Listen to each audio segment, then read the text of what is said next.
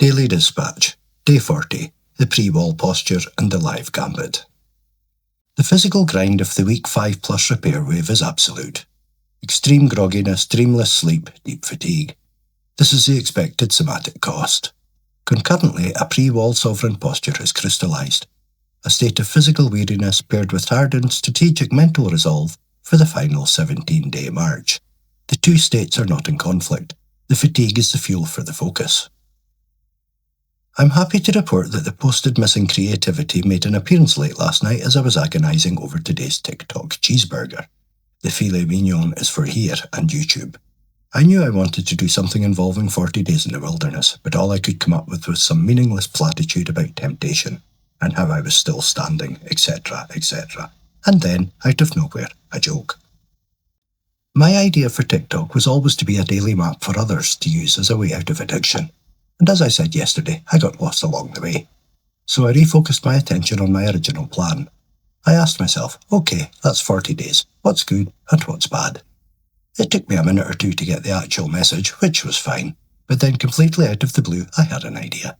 So here's what I ended up with. Each number represents a changing text block set over a 10-second video. 1. 40 days in the wilderness. 2. The headaches persist and the dreams are crazy. 3. But the food tastes good and my memory is improving.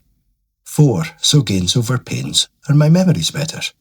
Okay, it's not hilarious, but it does work better while accompanying the video, and it's a start.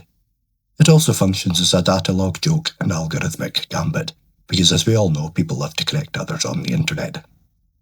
I'm also happy to report that the external blast zone looks to have been resolved, after my rather noisy, rude and extremely obnoxious neighbours were finally forced to return to the other side of their house, after what can only be described as 11 weeks of absolute hell.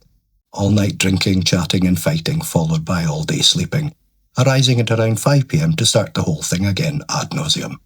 But it took some doing, and at this point I'm thinking about becoming a private detective after the amount of evidence I managed to gather. Anyway, it looks to have finally been sorted. Yesterday's Daily Dispatch served as a definitive synthesis.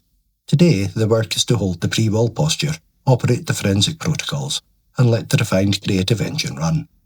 The scaffold is now a co-pilot rather than a crutch. The march to the wall is well and truly underway.